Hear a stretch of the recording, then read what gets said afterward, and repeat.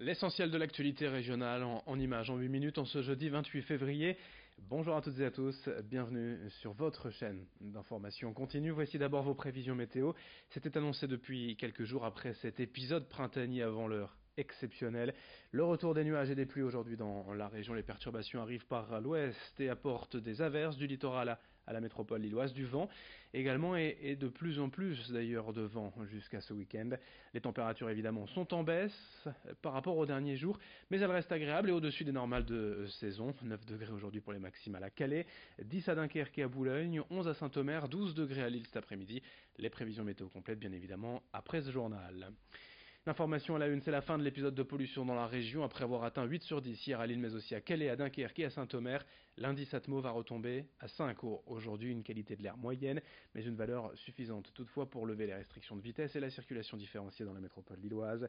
Hier, pour la première fois, les véhicules les plus polluants de vignettes critères 4 et 5 n'avaient pas le droit de circuler.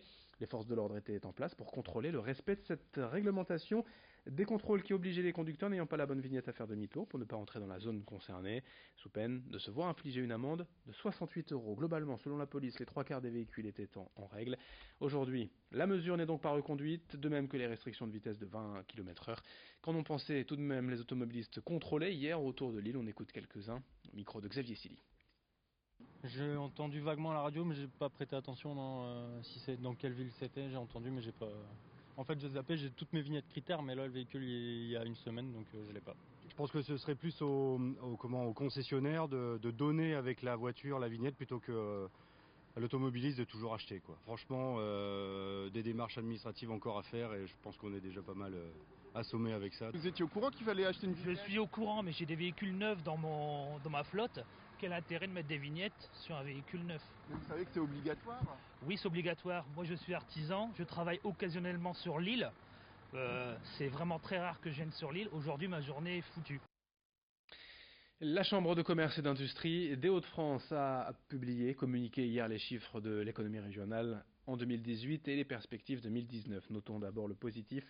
La création d'entreprises en hausse, plus 14% dans la région l'an dernier, 39 600 nouvelles entreprises, un chiffre historiquement haut. De quoi se réjouir donc, a priori, car de nouvelles entreprises, c'est plus d'emplois à la clé, sauf que les chiffres de la création d'emplois sont en baisse, un peu plus de 8000 créations de postes dans les secteurs des services et de l'industrie notamment. C'est un chiffre en recul par rapport aux années précédentes.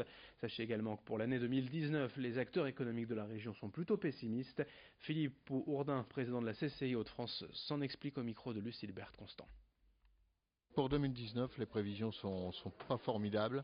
On prévoit une année compliquée. On va avoir le Brexit qui va nous impacter directement. Le Brexit s'annonce mal, c'est dans un mois.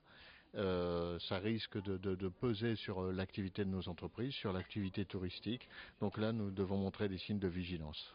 Je ne suis pas inquiet, force est de constater que le moral des chefs d'entreprise n'est pas bon. S'il n'est pas bon, forcément ils investissent moins, s'ils investissent moins, ils dépensent moins, ils évoluent moins, ils innovent moins, ils exportent moins. Donc ce n'est pas une inquiétude structurelle, c'est une conjoncture qui ne va pas vers l'optimisme, vers l'envie d'investir. Le grand angle de la rédaction à présent nous emmène en Belgique, à Tournai, où un projet de déconstruction d'un pont historique et emblématique de la ville suscite polémique et protestation d'une partie des habitants. Reportage sur les bords de l'Escaut, signé Rémi Desremeaux. Nous sommes à Tournai en Belgique, à 20 km de Lille. La ville fondée il y a plus de 2000 ans arbore fièrement son architecture et son patrimoine historique. Dans cette apparente harmonie, il y a pourtant une vieille bâtisse qui provoque les passions et la polémique depuis près de 10 ans.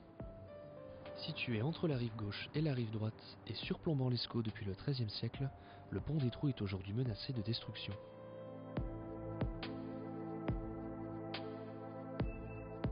Les Tournaisiens ne réalisent pas, ils ne comprennent pas encore ce qui se passe et quand ils vont le découvrir, il sera trop tard. Le projet visant la destruction de la partie centrale du pont.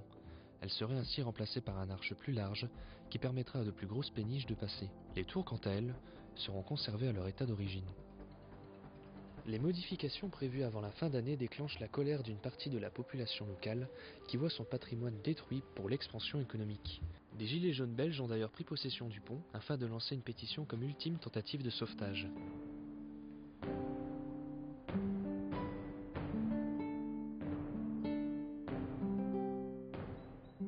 D'autres pétitions ont d'ailleurs vu le jour, et ce depuis plusieurs années, les points de vue étant souvent divergents. Les Amis de la Citadelle ont lancé depuis 2011 5 pétitions. Nous n'avons jamais été contre l'évolution économique, hein. Certains ont tendance à le dire, mais non. Ce qu'on veut, c'est allier l'économie et le patrimoine. Il y a moyen de faire d'autres choses que ce qu'ils nous proposent, beaucoup plus respectueuses du monument. Le pont des Trous, c'est une porte d'eau, on la reconnaît bien derrière moi, avec ses 2 tours, sa courtine et ses 3 arches. On demande donc que soit respecté l'aspect porte d'eau, en fait l'aspect fortifié du monument. Le projet actuel ne respecte absolument pas cela. Pour d'autres, le pont des Trous devrait être intouchable et inviolable compte tenu de son aspect historique. Stéphane Bern a d'ailleurs signé une pétition dans ce sens. Pourtant, le pont n'est plus aussi original qu'on pourrait le prétendre. D'aucuns disent qu'il date du XIIIe siècle, ce sont en fait les tours qui datent du XIIIe siècle. Ici, on ne touchera qu'aux arches qui ont été détruites durant la Seconde Guerre mondiale. Aucun Tournaisien, moi y compris, n'avons souhaité, bien entendu, la destruction du pont des Trous. La destruction du pont des Trous est en fait liée au fait que, via le canal Seine-Nord, toute une série de péniches doivent passer sur l'Escaut, et actuellement, le pont des Trous empêche ces fameuses péniches d'y passer. Et donc le propriétaire, à savoir le SPW Voies Hydrauliques, a demandé, a introduit en tout cas une demande pour démolir et surtout pour réaménager le pont des Trous. On ne va pas démolir et ne rien faire. Et donc on va réaménager les arches du pont des Trous. Maintenant, si la région wallonne revient sur son projet, ça c'est du ressort de la région wallonne. Tant ça l'est dès qu'elle le demande, tant ça le resterait si jamais elle retirait son acte. Mais je n'y crois pas une demi-seconde. On en est donc sûr, sans nouveau retardement dans les procédures, les travaux débuteront en juin prochain, changeant l'image de Tournai à tout jamais. Voilà, vous regarderez différemment peut-être ce pont la prochaine fois que vous visiterez Tournai de l'autre côté de la frontière. Merci de votre fidélité. C'est la fin de cette édition régionale. D'autres infos dans un instant, vos prévisions météo et dès le prochain quart d'heure, un nouveau journal local.